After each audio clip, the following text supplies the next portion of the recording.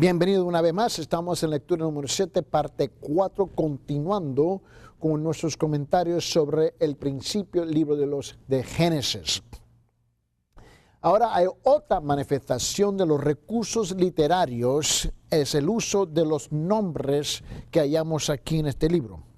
En varios casos, la relación entre el nombre y la función o el papel que desempeña la persona es notable. Por ejemplo, la palabra Adán significa humanidad. La palabra Eva significa la que da vida, ¿no? So, Adán es humanidad, Eva es la que da vida. Obviamente, un hombre y mujer, y tenemos la consecuencia de dar vida a la raza humana. Cuando el autor de un relato llama humanidad y vida a sus personajes principales, sin duda algo se propone transmitir en cuanto al grado de literalidad al que apunta. En ese sentido, Caín significa forjador, no otra palabra, de metales, ¿no? Enoc se relaciona con dedicación y consagración.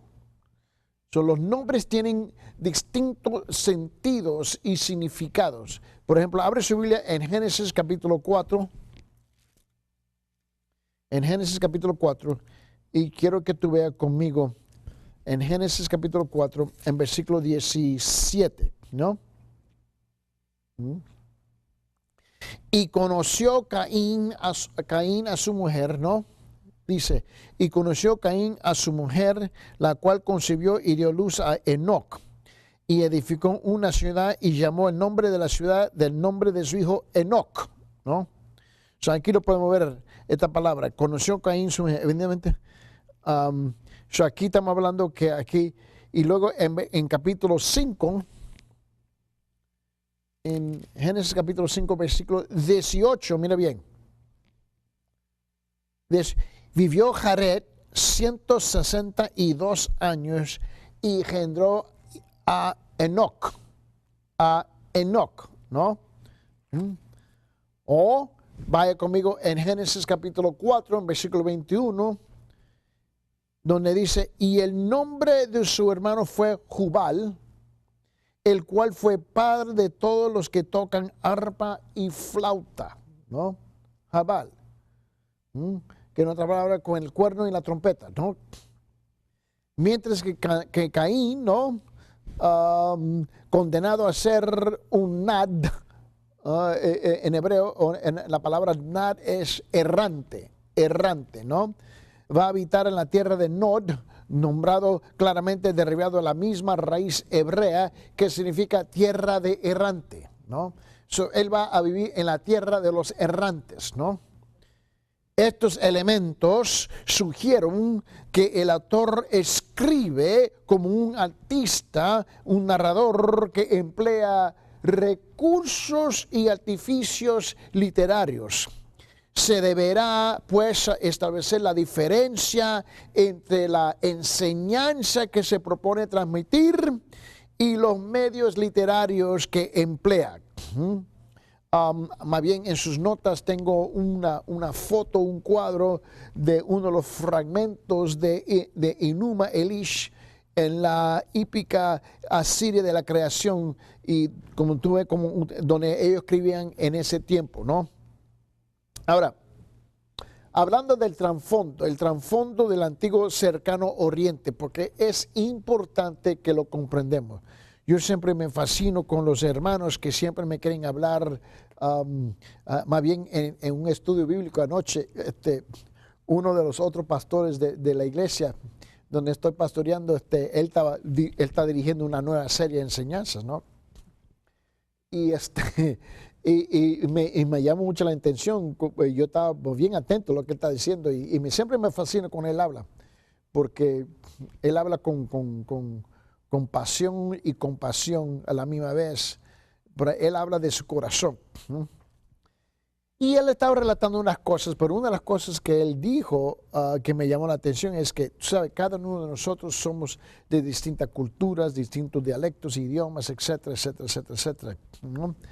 Y cuando llegamos a los Estados Unidos, por ejemplo, estas culturas se van chocando uno con la otra porque uno no quiere aceptar el otro, o uno no quiere ceder, uno no quiere cambiar, etcétera, etcétera, etcétera. Eso yo lo estaba escuchando a él.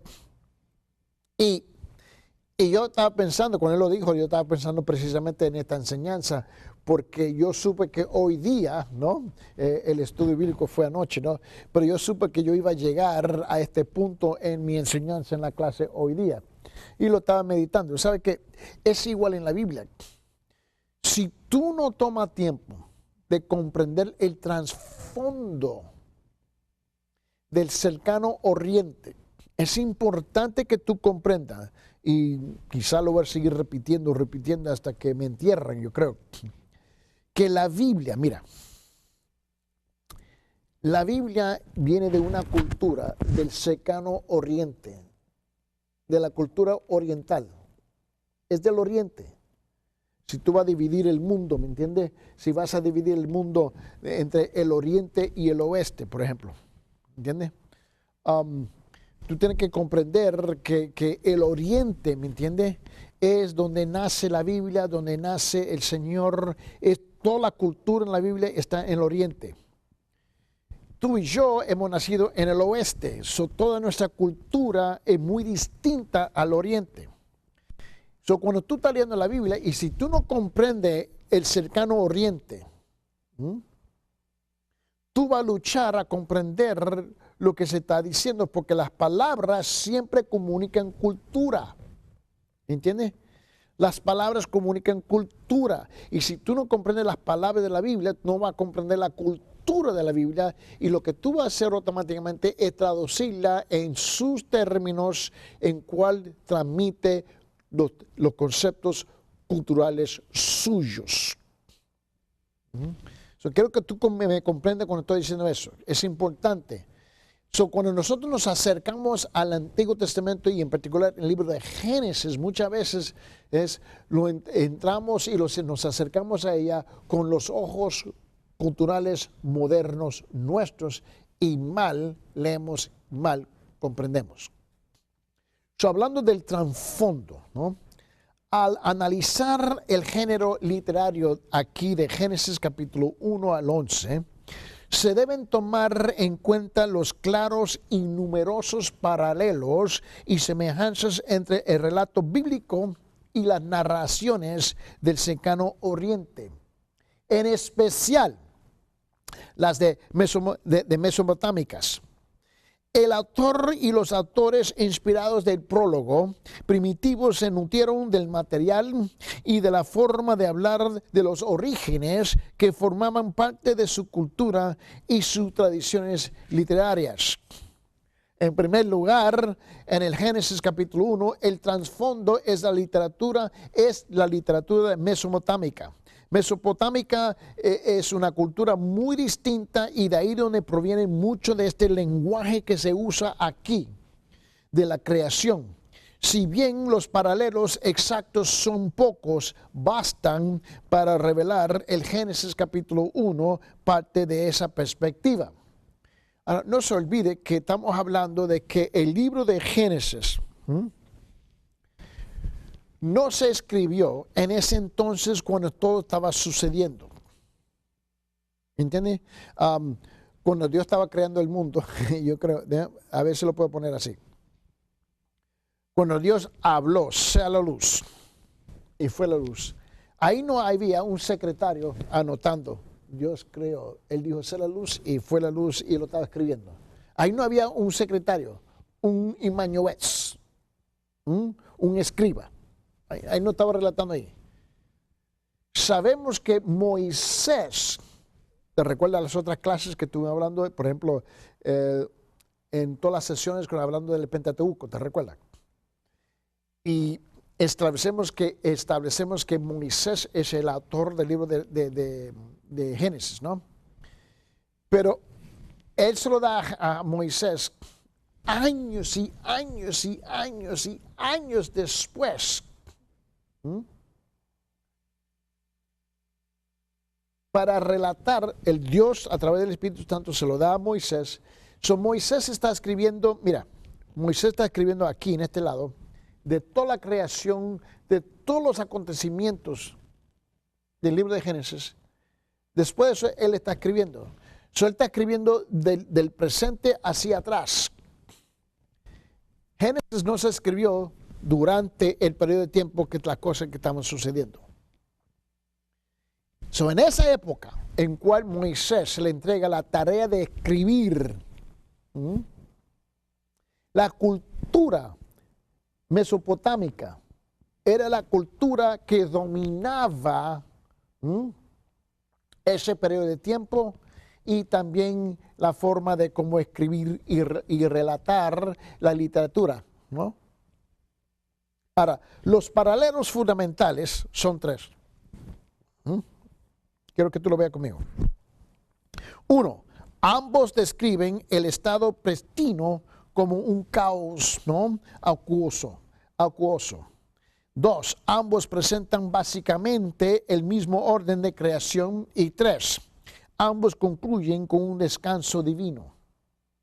Ahora, note bien conmigo. Asimismo, los capítulos 2 y 3 reflejan un trasfondo de literatura semítica, ¿no? Específicamente mesopotámica. Semítica es un sabor. ¿Te recuerdas los hijos de Noé? Sem era uno de ellos. Okay. Semítica viene de Sem. En otra palabra, viene con un sabor judío. Ponerlo en términos modernos, es un sabor judío. ¿De dónde provienen los judíos? ¿Ves? Es de los semíticos, ¿no? De Sem. ¿Me entiendes? De Sem. Ahora, si tú yo creo que comprenda que esa literatura se fue desarrollando mientras que esa cultura se fue desarrollando. Génesis viene de ahí. ¿Me comprende? La literatura de Génesis. Sin embargo, la historia del paraíso como un todo no tiene un equivalente en el antiguo cercano oriente.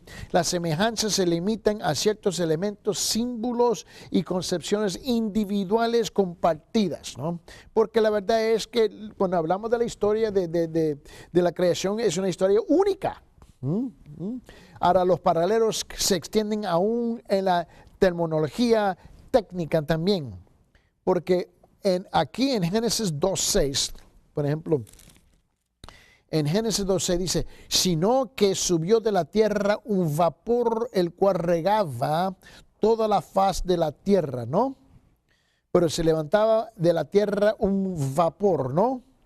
Que regaba toda la superficie del suelo o de la tierra, ¿no? Ahora, esta es una palabra técnica, ¿no?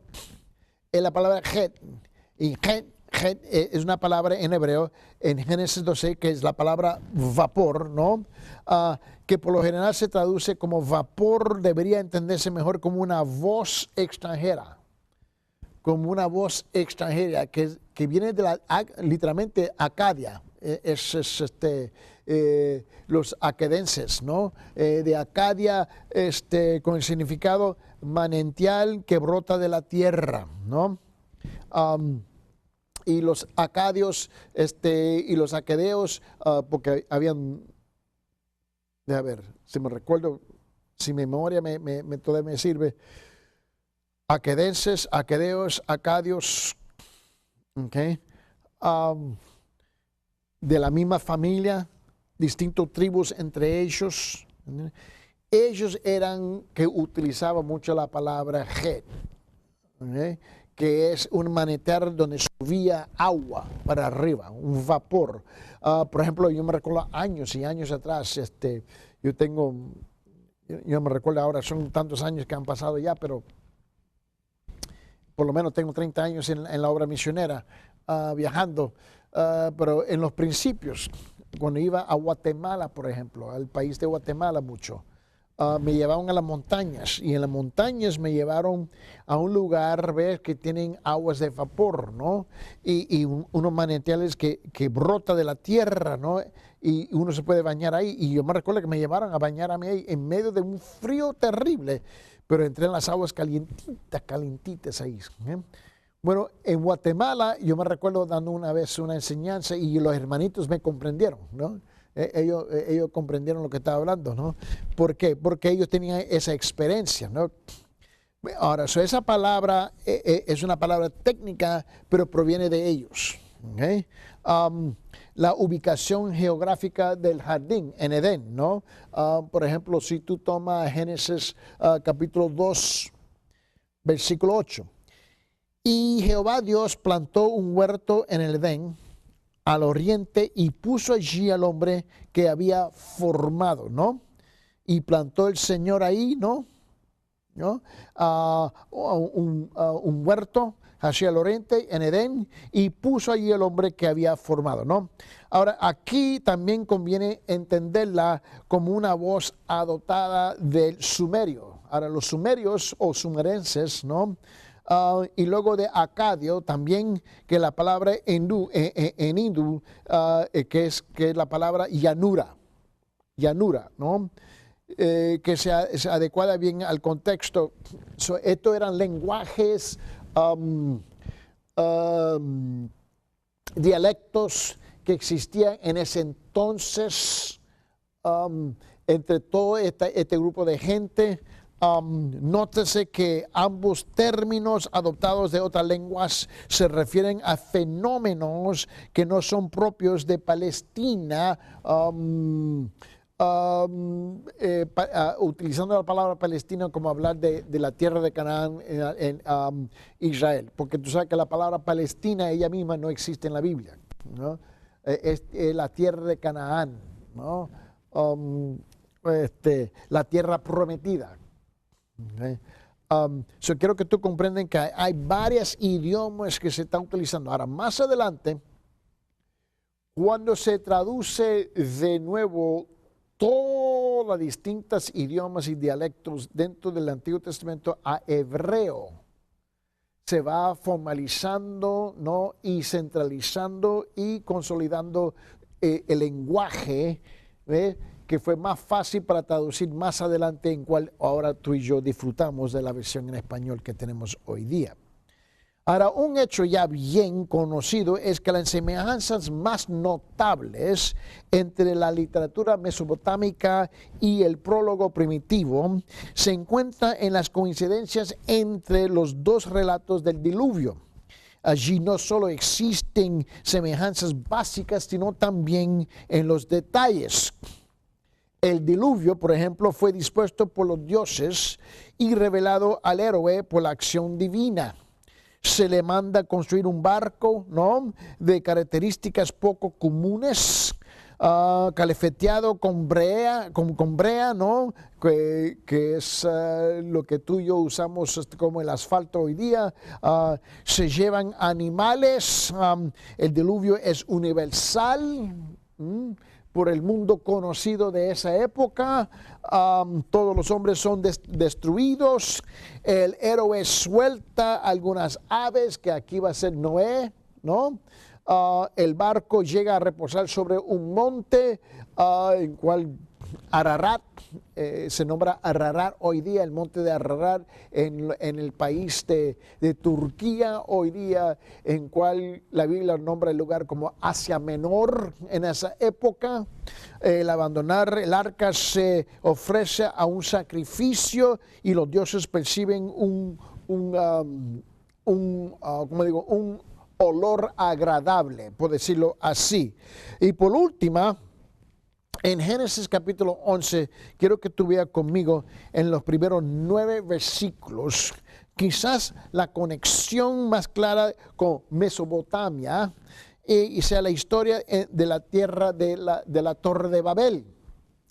Y te recuerda que le había dicho que hay una conexión de la cultura del cercano Oriente y Mesopotamia, que jugó un papel muy importante en esa época en cual Noé se encuentra, Abraham se encuentra también, pero nótalo bien un poquito más mejor aquí en Génesis capítulo 11, en versículo 1 y 9.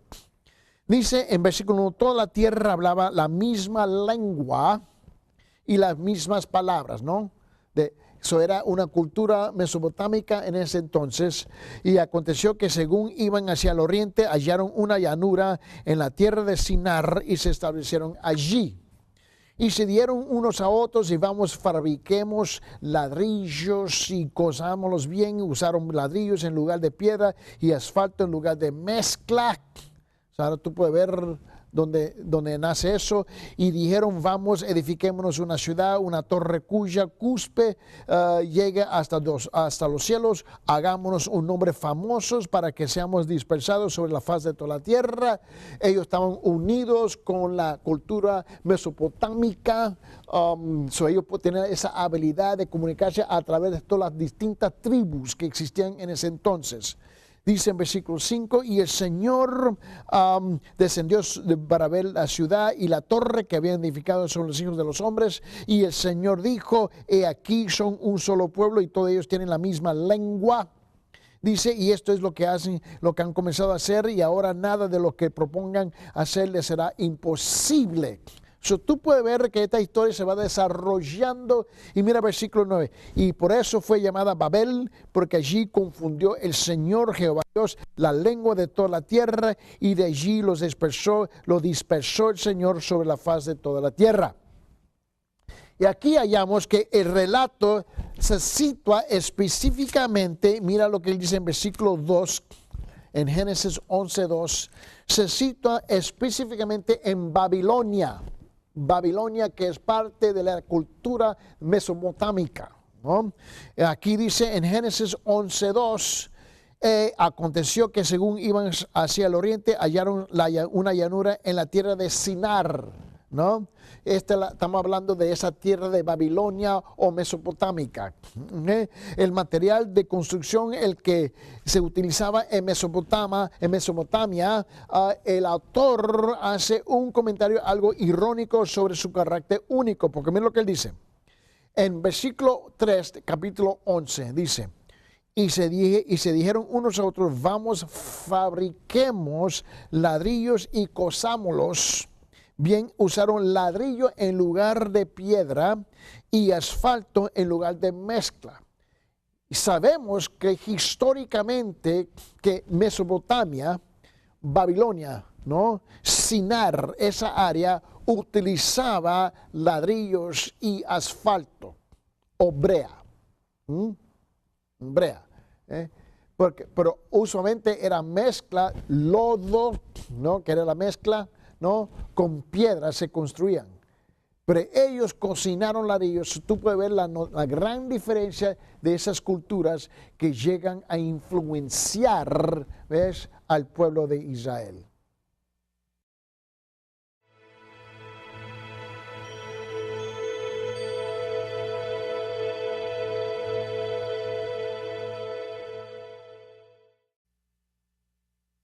Bienvenido una vez más a nuestra clase. Esta va a ser lectura número 7, parte 5. Y si se recuerdan, tuvimos nosotros la última vez hablando del trasfondo del antiguo cercano oriente. En otra palabra, hablando de la cultura del Antiguo Testamento dentro del contexto del libro de Génesis. Y de eso estuvimos hablando en las últimas clases. ¿Por qué es importante? Porque tenemos que comprender que la cultura del cercano oriente es muy distinto a la cultura nuestra. Usa un montón de palabras y conceptos que nosotros hemos traducido en términos modernos y por consecuencia tenemos un mal entendimiento de lo que se está tratando. Un ejemplo, si vamos al libro de Génesis capítulo 11, note bien lo que hablando de la historia de la Torre de Babel, ¿no? Y quiero que tú notes que el material, por ejemplo, de construcción es el que se utilizaba en Mesopotamia durante esta época de tiempo. Y el autor de Génesis hace un comentario algo irónico sobre su carácter único. Cuando leemos el libro aquí en Génesis capítulo 11, note bien lo que él dice en versículo 1. Tenía entonces toda la tierra una sola lengua y unas mismas palabras. Y aconteció que cuando salieron de oriente hallaron una llanura en la tierra de Sinar y se establecieron allí. Y se dijeron unos a otros, vamos, hagamos ladrillos y cosámoslos con fuego. Y les sirvió el ladrillo en lugar de piedra y el asfalto en lugar de mezcla. Mire lo que dice. Aquí tú notas algo que te da una, como digo, una clave, una idea, ¿no? Por las palabras que se están usando, que hay algo aquí distinto a la cultura nuestra. Mire bien, él dice, usaron ladrillo, ¿no? Y asfalto. Note bien, este material solamente en Mesopotamia, geográficamente hablando, es el material que se usaba y se cosaba, ¿no? ¿Ves? Y se cosaban los ladrillos, ¿no? Y así lo hacían y usaban asfalto, ¿no? En lugar de mezcla. Ahora la mezcla era tierra con agua, un lodo, ¿no? Así es lo que lo usaban ellos, ¿no? Y le echaban un poquito de arena. Y así unían las piedras cuando estaban construyendo. Pero cuando van a construir la Torre de Babel, usan literalmente ladrillos, ¿no? Cocidos, y usan asfalto para pegamento, que es único. Es único. Ahora dice, ¿qué es la importancia de eso? Bueno, hermano, porque tú tienes que comprender que esa fue la cultura con que ellos estaban trabajando y ellos estaban viviendo. Ahora, en el oeste, por ejemplo, donde nosotros nos encontramos, si hablamos de construir una torre de Babel, nosotros la vamos a construir de una manera muy distinta, lo vamos a construir al estilo nuestro aquí en el oeste, donde nos hallamos nosotros. ¿Por qué? Porque es parte de la cultura nuestra, ¿me comprende? Eso es importante entender cuál es la cultura aquí. Y eso es lo que estamos hablando aquí. Ahora, la torre, por ejemplo, es una clara referencia a la forma más característica de un templo mesopotámico y se nombraba el Sugarat. El Sugarat era una montaña artificial escalonada de arcilla. Mira bien lo que él dice en Génesis 11:4. Y dijeron, vamos, edifiquémonos una ciudad y una torre cuya cúspide llegue hasta los cielos y hagámonos un nombre famoso para que no seamos dispersados sobre la faz de la tierra. Note bien. Aquí podemos ver en claridad, ¿okay? Que él dice una cuya cúspide, ¿no? Llegue al cielo. Ahora, no se significa que la torre llegaría realmente a la morada de Dios, ni que la cima representaría los cielos. Querían que fuese una torre alta como un monumento, por ejemplo, a su capacidad, una torre que fuese un monumento a su fama, ¿no? En esta empresa desobedecieron a Dios y intentaron robar su gloria. En otras palabras, ellos querían levantar un monumento que representaba quién eran ellos, ¿ves? Gloriarse, jactarse en su propia gloria, que mira el poder que tenemos y esto representa nuestro poder, etcétera, etcétera, etcétera, etcétera. Y lo que estaban haciendo básicamente es reemplazando a Dios. Ahora, ese fue el problema de la cultura de Mesopotamia. Tenía la tendencia de hacer eso, ¿no? Quiero que tú comprendas por qué lo hicieron. ¿Por qué? Porque ellos querían robarle. Te recuerda que más adelante en el libro de Génesis, en Isaías dice que Dios no comparte su gloria con nadie. De eso se trata aquí esta historia de la Torre de Babel. Ahora, en 11 versículo 9, en Génesis 11 versículo 9, aquí, ahora la ciudad se llama Babel, ¿no? Como reflejo del nombre babilónico, que era Babili, y Babili, que en otra palabra, la puerta de Dios, ¿no? Mira lo que él dice en versículo 9. Por esto fue llamado el nombre ella Babel, porque allí confundió Jehová el lenguaje de toda la tierra y desde allí lo esparció sobre la faz de toda la tierra, ¿no?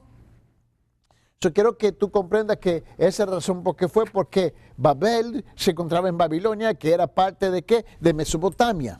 Ahora, estos paralelos, ¿no? Y semejanzas no son más que pruebas de una relación genética entre los relatos bíblicos y los mesopotámicos. Por cierto, la evidencia excluye una dependencia directa. Ahora, las historias de Génesis en su forma actual no se remontan a las tradiciones babilónicas como origen último. Por el contrario, aún en los casos en que las semejanzas son tan estrechas como en la historia del diluvio, toda la evidencia simplemente sugiere una influencia difusa o un trasfondo cultural común de esa época en esa área. Solo prueba que la narración bíblica se mueve dentro de la misma esfera de ideas y que los autores inspirados del prólogo primitivo conocían el material y la forma de hablar, ¿no?, sobre los orígenes que formaban parte de su cultura y sus tradiciones literarias y nutrían de ellos. Y es importante que comprendamos porque nosotros no escribimos como se escribía en ese entonces. ¿Por qué? Porque el idioma siempre es ¿qué? Es el medio, el vehículo, ¿no?, el instrumento que se usa para comunicar cultura. Ahora note bien las consecuencias para Génesis capítulo 1 hasta Génesis capítulo 11. El reconocimiento de la técnica y forma literarias y el hecho de señalar el trasfondo literario de Génesis capítulo 1 hasta Génesis capítulo 11 no plantean un desafío a la realidad, a la historicidad de los hechos descritos. El relato no necesariamente ha de tomarse como un mito, mis hermanos. Sin embargo, no se trata de historia.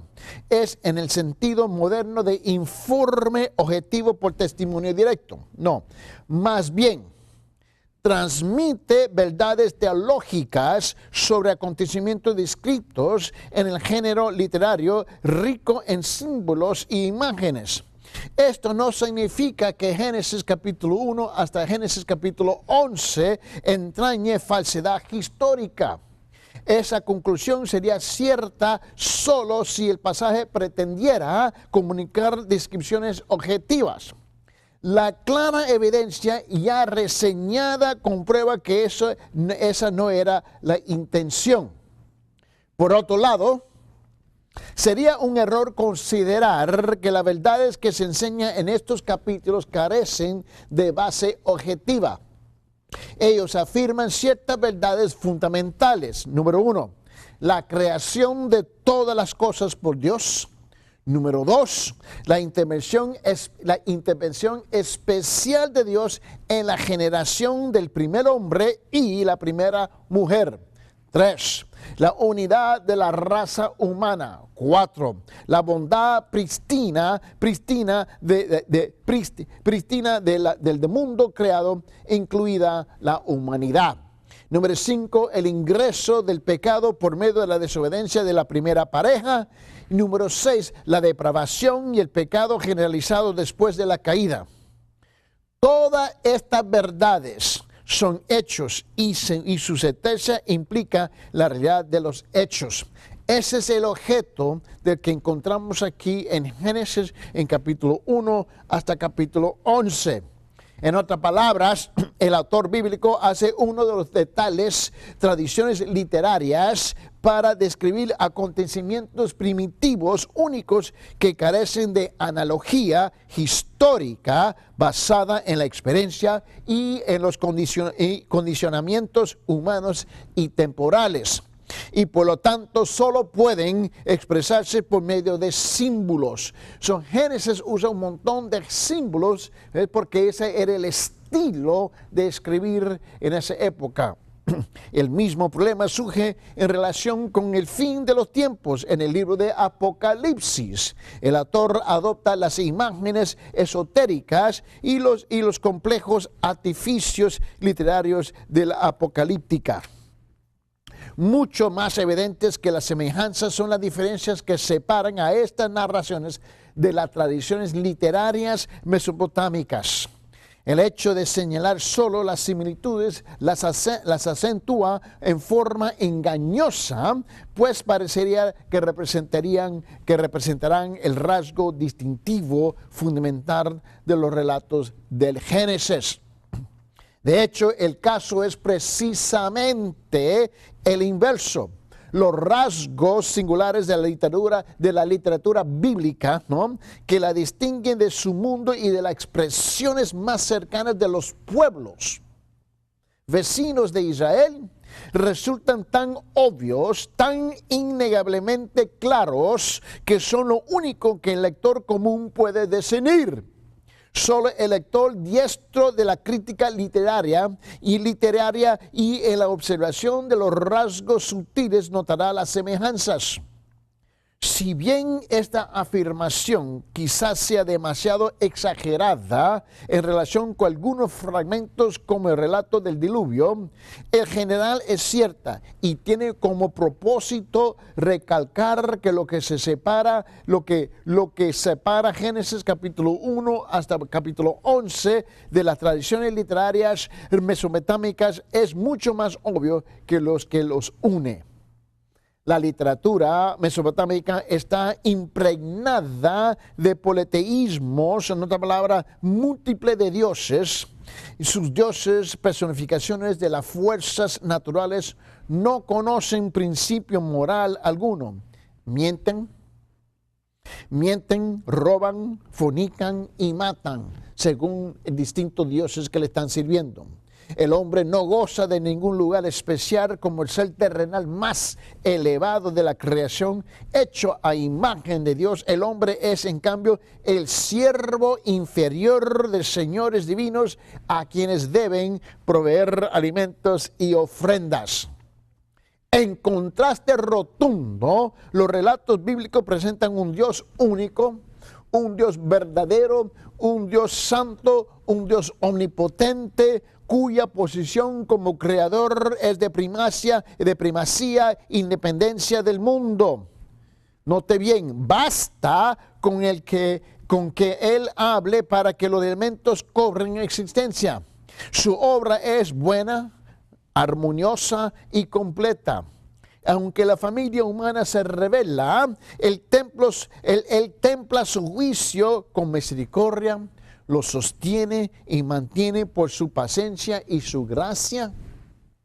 La perfección y la sublimidad divinas del autor último, aunque refractadas por el escritor humano, infunden a la escritura su propio carácter y fascinación, de forma tal que la vuelve única aún en las partes en que más aproxima a las formas de pensamientos contemporáneos.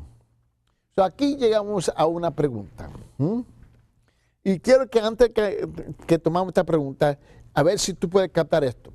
Si tú tomas el tiempo a ver todas las películas que se han hecho que representan esta época de Génesis en capítulo 1, ¿no? Y tú ves que tú puedes ir al teatro, a las cines o ver en la televisión, o puedes rentar una película hoy en día. En cuanto tú notas que siempre tienen representaciones en estas películas, ¿no?, de un sinfín de dioses. Y todos los dioses demandan sacrificios.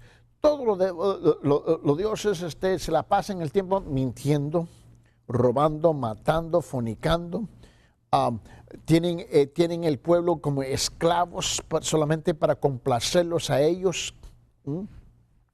Se usan, se pelean, destruyen, tratan al pueblo como si fuera basura, algo disponible, algo que se puede descartable. Pero en todas esas escenas que tú puedes ver, cada vez que se habla de Jehová Dios, el Señor de señores, es completamente lo contrario. Dios no abusa, no usa, no mata, no roba, no miente, no fornica del pueblo. Y tú tienes que entender que el pueblo le costaba, ¿ves?, a someterse a un Dios así, porque Él era el único así. Y no lo entendían. ¿Qué clase de Dios es este que no demanda de nosotros? ¿Qué clase de Dios es este que no nos mata, que no nos miente, nos usa, nos fornica, nos hace un sinfín de cosas horribles contra nosotros? Y el pueblo, masoquista por decirlo así, se había acostumbrado a servirle a dioses así. Se pregunta, ¿cómo? ¿Cómo pues ha de interpretarse el singular género literario de Génesis capítulo 1 hasta Génesis capítulo 11? Se puede suponer que el autor inspirado, que por la revelación de Dios a Israel tenía conocimiento de la naturaleza del mundo y la humanidad y de la realidad del pecado que condujo a la humanidad a la alineación de Dios y del uno con el otro. Le fue dada una comprensión verdadera de la naturaleza de los orígenes, la cual formuló en el lenguaje contemporáneo. Aún más, el autor tomó las tradiciones literarias vigentes y las reorganizó para enseñar las verdades teológicas de la historia primitiva de la humanidad. El autor de Génesis capítulo 1 hasta capítulo 11 no se proponía satisfacer la curiosidad biológica ni geológica. Su intención era decir quiénes y quién son los seres, decir quiénes y qué son los seres humanos en virtud de donde provienen, son de origen divino, hechos a imagen del Creador, aunque distorsionada por el pecado que pronto desfiguró la buena obra de Dios. Eso es importante que tú te recuerdas que Génesis capítulo 11, capítulo 1 hasta el 11, que todo lo que tenemos escrito, de lo que tú y yo conocemos como la Biblia hoy día, la palabra de Dios, fue escrito años después de todos los acontecimientos, años después de lo que había sucedido. So, Dios envía su espíritu para tocar las personas indicada para literalmente escribir, ¿no?, y relatarnos lo que transcurrió en esa época, en la relación de Dios con el mundo, Dios con la tierra, Dios con el primer hombre, etcétera, etcétera, etcétera. So, él tenía que utilizar un lenguaje, un estilo que ese pueblo en ese entonces se podía identificar. Y es del cercano oriente, de la época de Mesopotamia, ¿no?, que ellos utilizan símbolos para describirse uno al otro porque era el estilo que la gente comprendía. Y el propósito principal no era de relatar cronológicamente los acontecimientos. El propósito era relatar la teología que Dios estaba demostrando y enseñando para que pudiéramos tener nosotros una relación más estrecha, íntima y directa con Él. En la teología, luego de determinar de manera sucinta el género literario de Génesis capítulo 1 hasta el 11 y de notar que los objetivos primordiales de la sección son teológicos, no concentraremos de un modo más explícito en la enseñanza que encierra. El autor entreteje en el relato 4 temas teológicos principales, a menudo con un esquema recurrente. Número 1, en primer término, la naturaleza y la consecuencia del hecho de que Dios es el creador. Esa es la primera teología que se va a enseñar y demostrar claramente en estos capítulos. 2, en segundo término, la profunda gravedad del pecado. ¿Te recuerdas? El pecado de Adán y Eva, en cual sigue Caín, etcétera, etcétera, etcétera, etcétera. Luego llegamos al tercero, en tercer término, la forma en que el juicio de Dios responde al pecado humano en cada circunstancia. Y luego, número 4, en el cuarto término, la presencia asombrosa de su gracia sustentadora a pesar de todo. Note que aquí tenemos 4 principios teológicos que son el propósito que va formando los primeros 11 capítulos de Génesis, para que así que tú y yo podemos comprender, ¿ves?, qué es la teología. Teología es teo, que es Dios, ¿no? Ología, estudio de. Aquí estamos hablando de estudio de Dios, estudiando sobre Dios, ¿no? Para comprender quién es Dios.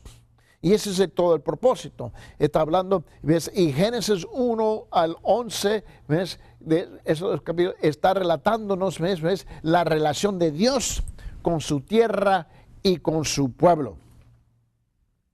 En el primer lugar, ¿qué es lo que tenemos aquí? Es Dios como creador, ¿no? Es lo que tenemos aquí, ¿no? La naturaleza y la consecuencia del hecho de que Dios es el creador. De eso estamos hablando. En el comienzo mismo de su obra en Génesis capítulo 1, de versículo 1 hasta capítulo 2 a versículo 4, aquí en esta próxima clase lo que vamos a hacer es lo que nosotros vamos a relatar aquí, ¿ves? Es este comienzo, la primera o el primer principio teológico de cómo Dios comienza a relatarnos a nosotros años y años después de los acontecimientos en el libro de Génesis.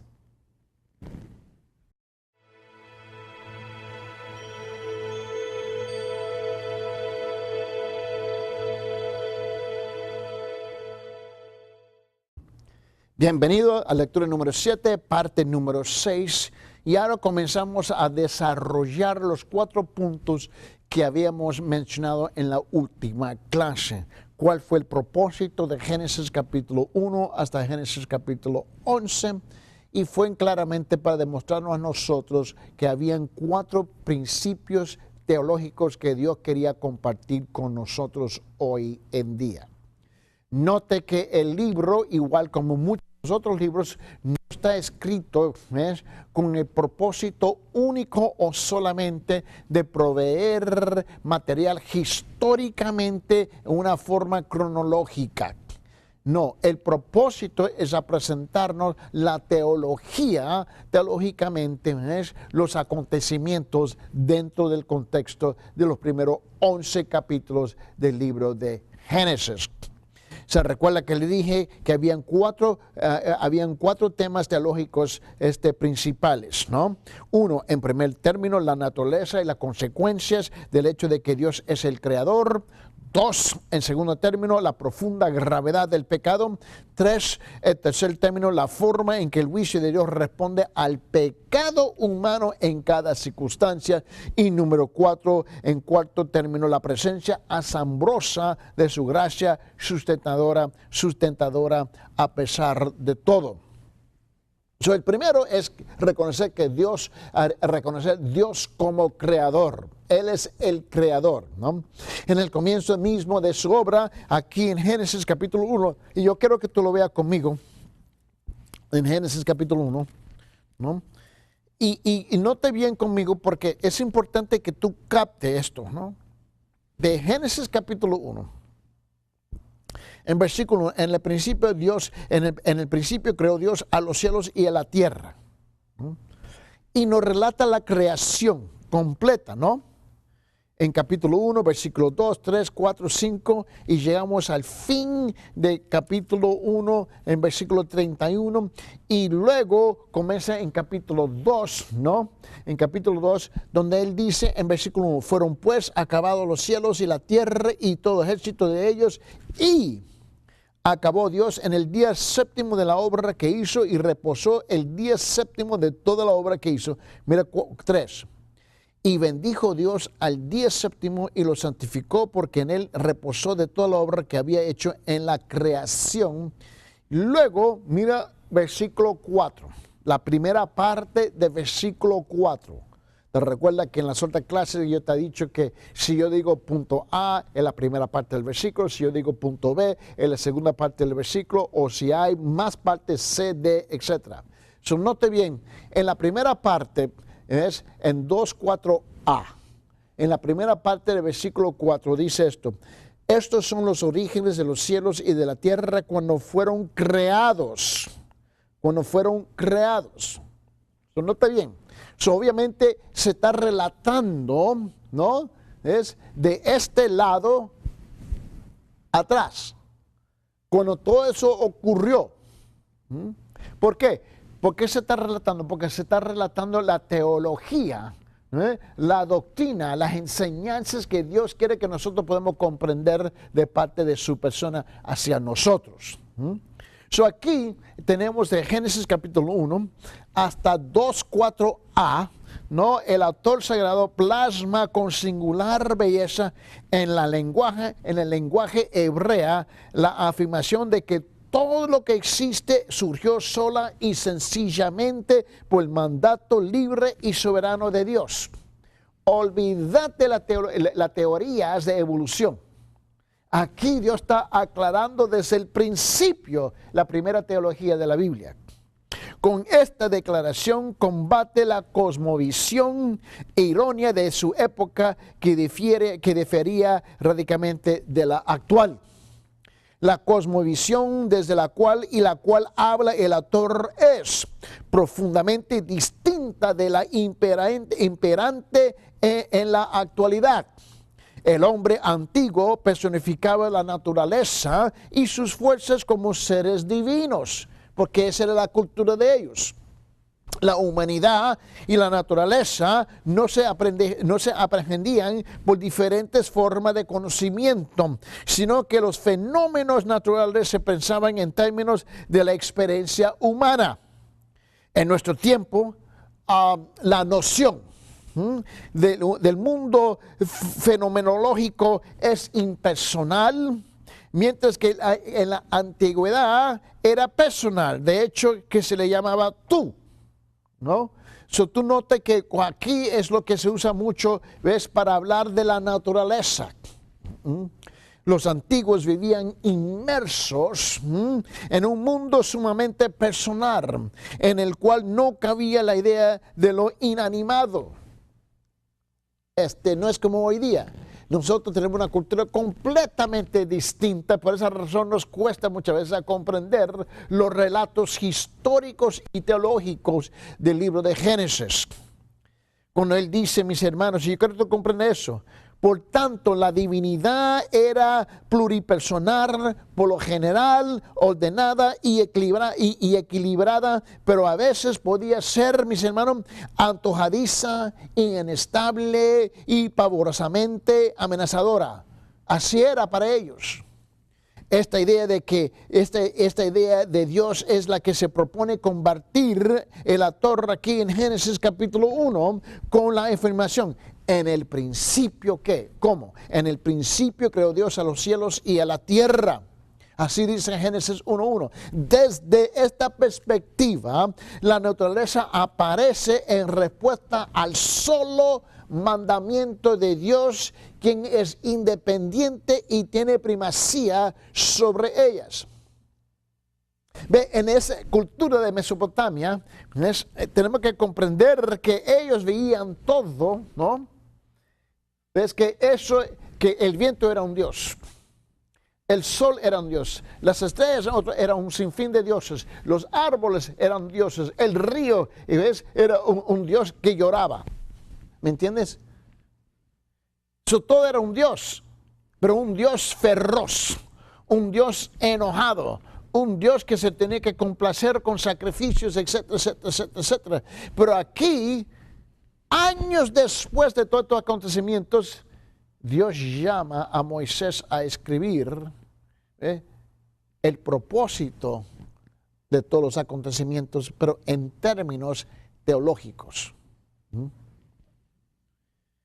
El sol y la luna, las estrellas y los planetas, considerados por los babilónicos como deidades individuales que regían los destinos humanos, ni siquiera reciben un nombre, son meramente lumbreras para alumbrar sobre la tierra.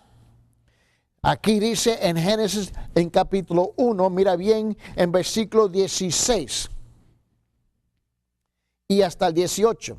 Y hizo Dios las dos grandes lumbreras, la lumbrera mayor para que señorece en el día, y la lumbrera menor para que señorece en la noche. Hizo también las estrellas. Y las puso Dios en la expansión de los cielos para alumbrar sobre la tierra y para señorar en el día y en la noche y para separar la luz de las tinieblas. Y vio Dios que era ¿qué? Que era bueno. Lo que tenemos aquí es una representación completamente distinta a lo que la cultura llevaba en ese entonces. Génesis capítulo 1 hasta el 11 es una respuesta a corregir el entendimiento del pueblo en ese día.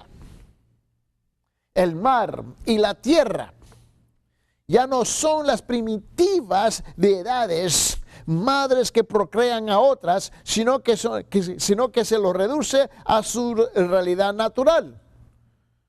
En Génesis capítulo 1, él dice aquí en versículo 10, y dice, y llamó Dios a lo seco tierra, y a la reunión de las aguas llamó mares, y vio Dios que era ¿qué? Bueno. Este autor quita la espiritualización de los cosmos que su deificación había desembocado en el politeísmo. Lo voy a repetir, escuche bien. Este autor quita la espiritualización de los cosmos, pues su deificación había desembocado en el politeísmo. Yo lo he dicho muchas veces, que gente sabe leer. Obviamente pueden leer. Mucha gente sabe leer. Obviamente hay algunos que nunca le enseñaron cómo leer. Yo entiendo eso. Pero por la mayor parte del mundo saben a leer. El problema es que nunca le he instruido cómo leer. Cómo acercarse a la literatura que tienen enfrente de ellos y cuál es su propósito. El pensamiento griego también rompe con esta visión politeísta. En hebreo, cuando se escribe el Antiguo Testamento, y en griego el Nuevo Testamento, el propósito era quebrar el politeísmo. El politeísmo, poli es mucho, teísmos, dioses, ¿no? Porque el mundo antiguo estaba lleno de dioses inventados, en quién sabe en cuántas imágenes que se habían presentado ellos. El pensamiento griego rompe con esta visión politeísta. Los filósofos griegos creían en la primacía de lo racional, especulativo por encima de lo intuitivo, intuitivo y incoherente, y por tanto elevaban los procesos de la razón a una posición, ¿ves?, autonomía. Tenemos otro problema. Especialmente en el Nuevo Testamento, donde la cultura griega, por decirlo así, había elevado el razonamiento, el intelecto, ¿no?, sobre todo, y casi se convierte en su propio Dios. Tenemos dos extremos, pero el mismo Dios tiene que corregir todo eso. La naturaleza manifestada en las diversas realidades del mundo reemplaza a los dioses mitológicos. Por consiguiente, para la mayoría, Dios ya no está en la naturaleza y ha desaparecido por completo del horizonte de la realidad. A esta cosmovisión también se dirige el autor de Génesis a declarar que Dios es el creador que precede y tiene primacía sobre su creación, de quien depende toda la creación y a quien toda la creación responderá. Ese es el propósito de Génesis. El autor de Génesis capítulo 1 utiliza la palabra en hebreo baraj, y baraj es la palabra crear. ¿Te recuerda en las últimas clases que yo le había explicado a ustedes que aquí solamente se encuentra esa palabra, ¿no?, que expresa una actividad que el Antiguo Testamento afirma ser solo ¿quién? Dios. Es el solo Dios y que nunca aparece con referencia al material del cual se crea el objeto. Describe una forma de actuar que no presenta analogía humana y que no puede traducirse, traducirse por palabras como fabricar o construir. Porque, mis hermanos, fabricar, construir, asume que hay material para poder unir y hacer algo y transformar. Pero crear es hacer algo de nada. El concepto es completamente diferente. Este capítulo describe una clase de obras que solo Dios puede realizar, solo Dios crea, como solo Dios salva. Un elemento central de Génesis capítulo 1, mis hermanos, que llega a ser casi un estribillo, es la afirmación de la bondad del mundo creado por Dios. Y ahí lo dice bien claro en Génesis 1:4. Y vio Dios que la luz era buena y separó Dios la luz de las tinieblas, ¿no? Mira versículo 10. Él dice, y llamó Dios a lo seco tierra y a la reunión de las aguas llamó mares, y vio Dios que era ¿qué? Era bueno. Mira versículo 12. Produjo pues la tierra hierba verde, hierba que da semilla según su naturaleza, el árbol que da fruto cuya semilla está en él según su género, y vio Dios que era ¿qué? Que era bueno, ¿no? Mira lo que él dice en versículo 18. Y para señorar en el día y en la noche, y para separar la luz de la tierra, y vio Dios que ¿qué? Que era ¿qué? Que era bueno. Mira versículo 21, y él lo dice, y creó Dios las grandes monstruos marinos y todo ser viviente que se mueve, y que las aguas produjeron según su género, y toda ave alada según su especie. Dice, y vio Dios que era ¿qué? Que era bueno. Mira versículo 25. Y lo dice así, y hizo Dios animales de la tierra según su género, y ganado según su género, y todo animal que se arrastra sobre la tierra según su especie, y vio Dios que era bueno. Mira versículo 31. Y él lo dice así, lo dice, y aquí era bueno en gran, y vio Dios todo lo que había hecho, y que aquí era ¿qué? Bueno en gran manera. Note bien, el resumen final de Génesis capítulo 1, en versículo 31 dice, y vio Dios todo lo que había hecho, y aquí era bueno en gran manera. Se destaca en el contexto del lenguaje conciso, impasible y moderado del capítulo. La mano de Dios, ¿ves? No le impuso al mundo ningún mal. Tiene un valor esencial. Especialmente cuando hablamos de un mundo de politeísmo, un mundo lleno de múltiples de dioses que solamente querían robar, manipular, fornicar, usar, abusar, matar, esclavar. ¿Me entiendes? Por esa razón, años después tenemos Dios moviendo en la vida de Moisés para relatar todo. Porque ahora tenemos una palabra dirigida a un pueblo viviendo en una época, en una cultura que se había alejado desde Adán y Eva. El resumen final aquí, mis hermanos, tenemos que comprender. Se destaca claramente aquí, mis hermanos, en el contexto del lenguaje conciso, impasible y moderado del capítulo. La mano de Dios no le impuso al mundo ningún mal.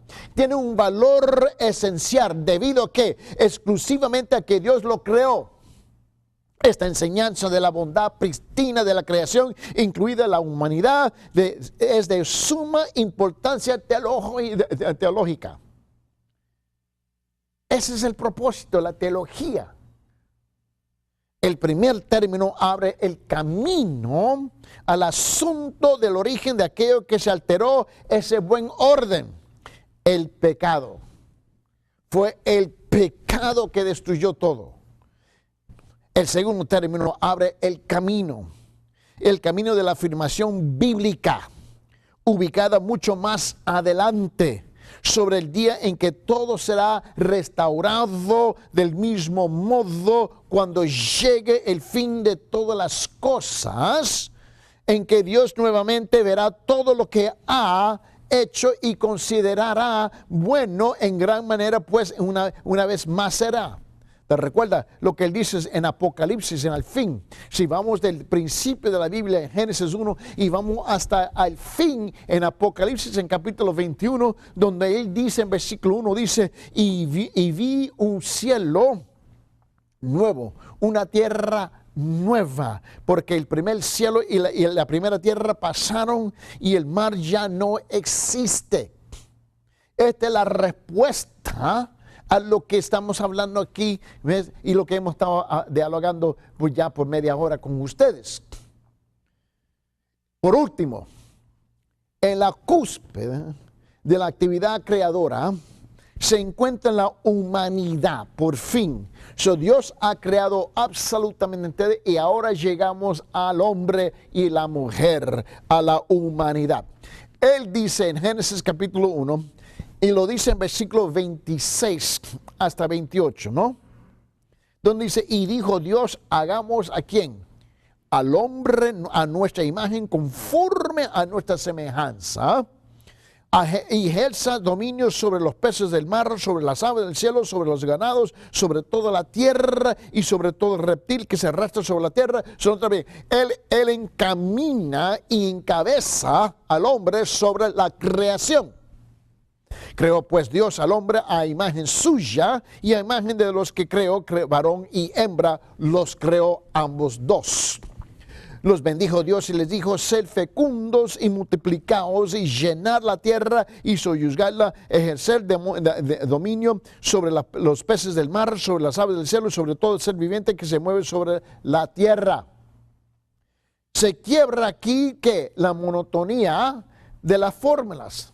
Por fin, el texto introduce la creación de la humanidad con el anuncio de una decisión divina. Mira lo que dice. En Génesis 1:26, te recuerda que en Génesis capítulo 1, de versículo 1 hasta versículo 26, había, mis hermanos, una fórmula. Dios hizo y fue así. Dios habló y fue así. Y vio que era bueno. O sea, había una fórmula que se seguía, una pauta, un patrón, ¿no? De versículo 1 hasta 25. Y luego él rompe todo eso ahora y ahora comienza con versículo 26 y él anuncia, hagamos al hombre. Algo especial ahora va a ocurrir aquí. Y dijo Dios en versículo 26, Génesis 1, hagamos al hombre ¿a qué? A nuestra imagen, conforme ¿a qué? A nuestra semejanza. ¿Con qué propósito? Y ejerza ¿qué? Dominio sobre ¿qué? Toda la creación. Peces del mar, ¿ves? Sobre las aves de los cielos, no. Sobre los ganados y sobre todo que se arrastra sobre la tierra. Es lo que le está diciendo. Este punto el autor se aparta aquí de la prosa repetitiva, lenta y estructurada a favor de la profunda y belleza y la fuerza del paralelismo de la poesía hebrea. Aquí donde comenzamos a descubrir la poesía hebrea, este tipo de literatura que se va desarrollando. Porque él dice en Génesis 1:27, mira, creó pues Dios al hombre a imagen suya. A imagen de Dios lo creó, varón y hembra los creó. Si tú no sabes, esa es poesía. Esa es la poesía hebrea. Y aquí lo vemos, ¿no? Y así que aprendían la gente en esa época, ¿no? El triple uso aquí en versículo 27, bajar en hebreo, bajar, crear. Y el contraste literario indica que se trata del clímax, hacia el cual el capítulo progresa en etapas ascendentes a medida que cada mandato de creación se emite y se cumple. Note bien, esta es una respuesta a una época, a una cultura en ese entonces que había inventado un sinfín de dioses a sus propias imágenes y un politeísmo que había consumado toda la tierra en esa época.